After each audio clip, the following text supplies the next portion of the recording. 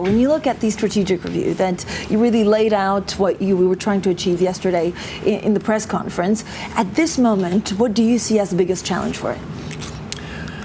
The biggest challenge is going to be to harness all the views, all the assessment, all the convictions into a direction that would actually serve the purpose that we have been assigned to, which is guarantee price stability in the economy. Now that seems like a very dry proposal, but the whole point is to actually create the ground, maintain the ground, and fertilize the ground so that there is growth, so that there are jobs, and so that the economies of the euro area are working well and hopefully are generating some good value for the citizens of the euro area. That's the purpose. So you said that you have a preference on how you would look at inflation, but you wouldn't say why. No, I have a preference on many topics. I have views. I'm not, an idiot. And yes, I do have views in relation to how we can procure this price stability, how financial stability has to be taken into account, how we take into account the risks of climate change and the impact that it has on many aspects of the work that we've been doing. I do have those views, and all people around the table have those views.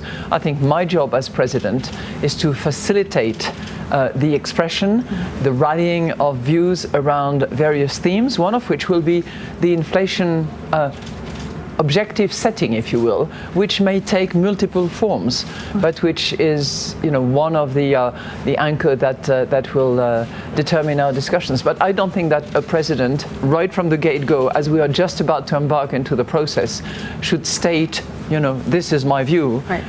Because I don't want to preclude others from expressing theirs, and I don't want to over-influence the debate. But so, is it about consensus building? Or is it just about not influencing? It's a combination of both. There are very strong members around the table, and I don't think that they will be under any kind of influence other than reviewing the facts, understanding the reactions, understanding the response, understanding the effectiveness of what we can do. The world has changed so dramatically for the last 20. Last time we had a strategy review was in 2003. The growth was much higher in those days, inflation was higher, the prospect of the various demographics around the world were different. The world has massively changed. We didn't use those social media as much as we do. We hardly had a cell phone in those days. So, okay. Can you give us then a sense of the future timetable for these reviews? Should it be a regular thing? That's to be debated. First of all, the initial timetable that we're setting for ourselves, which is ambitious, I acknowledge that, is to try to conclude before the end of this year. So December 2020, hopefully we will have reached that platform of consensus on the various topics that we have. Now, do we have to repeat the exercise every 5 years, every 8 years, every 16 years as we have? I have my views as well, and we will debate that with the group to see how necessary it is, how helpful it can be. The markets are interpreting the exercise as maybe having a little bit of a dovish tilt. And you look at housing costs and you look maybe at the side effects of negative rates. I'm an owl. You're not a dove. I'm not a hawk. And there are doves and hawks around the table. I take it. But what signs should markets be looking at in the review to give us a sense of where it goes? If markets are interested in what happens in the next 12 months, they should not pay too much attention to the strategy review, because we're conducting two separate exercises here. We will have our monetary policy assessment and review as usual. Every 6 weeks, we all get together, we look at the numbers, we look at the markets, we look at the views of the citizens in terms of inflation expectations, and we decide whether things should be statu quo, whether they should vary one way or the other. And that exercise will be conducted irrespective of the strategy review. So to those who say, it's going to be completely static and stable for 12 months, I'd say, watch out, because things change. And we might have different signals and we might reconsider. We might. I don't know at this point in time. What I know for sure is that it will be two different exercises. And the strategy review will be on its own, on a standalone basis, and will progress because we are looking at what we do in the future, not what we do next week or in May or in July. So is it almost a warning to the markets not to overinterpret too quickly? They always overinterpret. You know, they're going to look at my face and see, well, is she smiling? Is she dovish? Is she hawkish?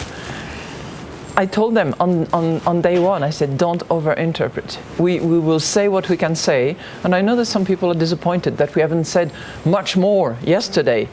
But a strategy review starts here, finishes there, and you cannot here say what you're going to do there. Otherwise, you don't do a strategy review. And we need to do a lot of stock taking, looking at the effectiveness of what we've done, learn from other countries around the world as well in the process. You know that the Fed is undergoing the same exercise.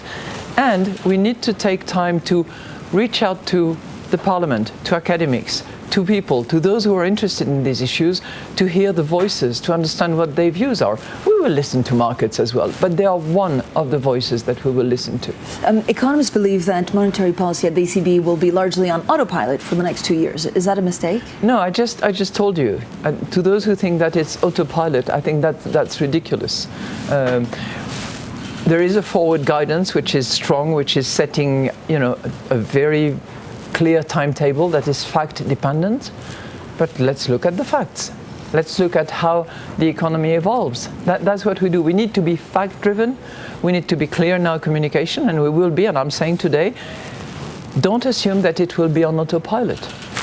Yesterday you talked quite extensively about negative rates. You said tiering is working well, but is there a point where actually the side effects of negative rates means that you need to scale it back? We will be looking at the side effects as part of the strategy review. There's no question about that. We need to be attentive to that. Financial stability is not our first driver of concern and consideration, but we will have to look at it, of course. Yeah. And don't forget that we need to have a banking sector in the euro area that acts as a good channel of transmission. Which means what? That you could extend tiering, or the multiple responses. It's not, as I said yesterday, we're not considering that at the moment. President Trump left Davos saying that actually he's still thinking about possible tariffs against Germany and Europe in general. You're seeing, growth in Europe. How do you match up the two? We're saying modest growth in Europe. We're saying a bit more modest downside risks as well. So that's probably the reason why it's kind of slightly balanced to the upside, but very slightly. We shall see. What I was pleased about is to see that there had been a good first meeting between Ursula von der Leyen, President of the European Commission, and President Trump. So that's it's better to start off on a good footing, and there will be difficult relationships going forward, and points of negotiations that will be hard. Whether it's trade, whether it's tax, whether it's technology, whether it's energy, the multiple topics. But as Ursula said, Europe and the United States have been friends for a long, long time. It will not go away, and in many instances they have joint interests. But Europe is different. Europe operates on different values with different systems, and that needs to be secured and preserved for the sake of the Europeans. But are tariffs the biggest concern you see for the European economy? It's a big concern, let's face it. Don't forget that there is trade intra-Europe, and that would not indeed be affected. But trade with the United States, which is an important trade partner, would be affected if there was a sudden rise on tariffs, yes. Or a tariff war where, tit for tat, you tariff me, I'll tariff you. That's going to operate as a brake on the economy, for sure. You've done a number of public events in the last couple of weeks. What concerns did people raise with you? It varies. When I talk to family members, they say, explain what you do, Mom, please. We don't really understand. And that's a real good signal for me that we need to communicate in a more explicit way about what we procure. Because if we explain that exactly what we do, it's technically sound, the experts will understand. Family members and the taxi drivers, the hairdressers and the shopkeepers are not going to understand. But if we explain that what we do actually procures growth, facilitates investment and creates jobs, then it means something. But we should not be the only one to try to do that. So is it reconnecting with the citizens, or? I think that's an important factor, yeah, because the people of Europe, particularly the euro area, are quite bullish about the euro. They're pleased to have the euro as their currency, and we do everything we can to make sure that euros can flow easily, that payments are secure, that what they have is solid stability. But I think we need to do a bit more. A lot of the focus here is on sustainability. You talked about sustainability. Yeah. Is there a danger that we have outsized expectations about what central banks can do to tackle this? Possibly, but I think that nonetheless, each and every one of us has to explore what he or she can do about the current risks. And I think that it has been the risks caused by climate change on corporates, on the economy, on general stability have been largely underestimated. And for good reasons, because many risks are difficult to assess. We are talking about what happens in 30 years. It's not in the cards of a stress tester to anticipate what happens in 30 years. You look at the immediate future, you look at the market risks, you look at macro risks, but the climate risks in 30 years that need action now if we want to remedy those risks, that's difficult. But we need to do it, absolutely. But do you worry that the more questions you ask... And by the way, central bankers can do quite a bit. Like what? The more, if you force, for example, financial institutions or ask for them to stress test climate change, how much complexity does that actually, how much cost does it involve, and how much more complex issues come up to the surface because of the exercise? I'd say never mind the cost, beware of the accident, number one. So even if it costs something, what the risk that it protects us against is so much bigger that it's really worth a bit of investment, and it's also a source of economic opportunities. Let's not forget that. But that's where everybody has to rally at the table, because it requires good and probably different accounting principles. And I'm delighted that the big accounting firms are taking this seriously, and I hope they deliver. It requires the regulators to be on board as well. But the policymakers, governments have to take it seriously and not pay lip service to the risk. They have to also take the right measures. So everybody must be at the table. Central bankers will not eliminate climate risk of their own. They can participate in the process, and for my money, I'll do the best I can to participate. But it's not a business of central banks. Do chief executives and governments take it seriously, or is there a danger that they come to Davos, they talk about it? Have to take it seriously. They all signed up to the Paris Agreement.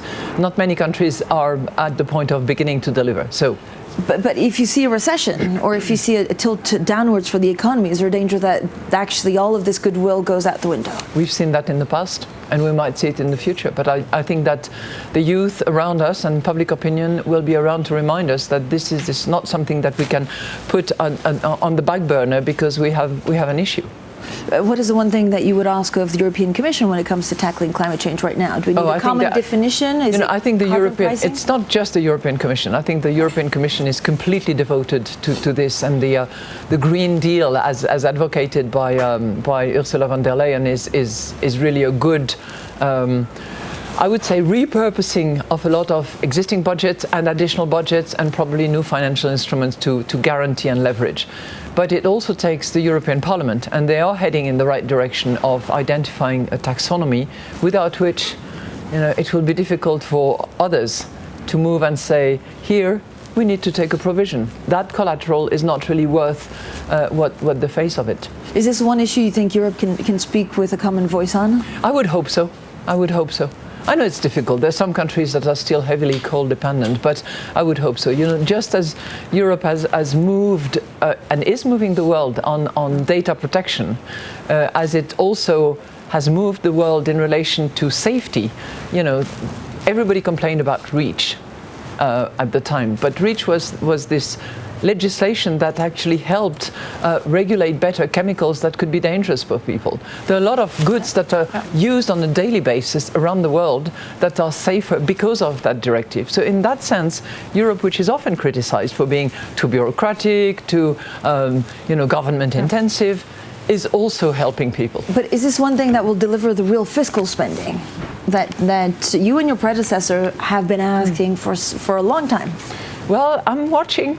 You know, I don't have a voice concerning fiscal policy, so to speak, but I have a voice to say, you know, our monetary policy is much more effective if you leash out where you have the space.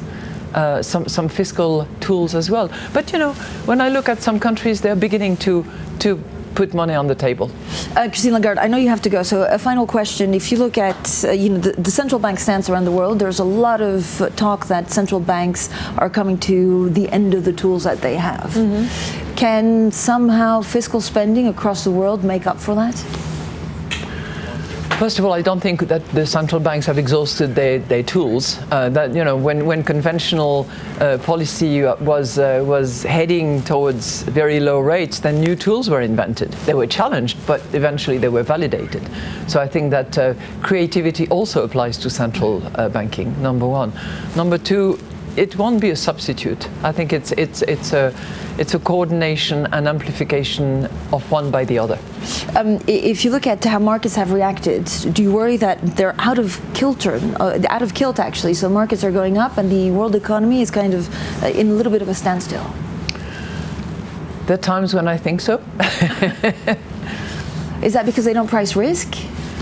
I think that some of them clearly do not price the climate change risk, for sure.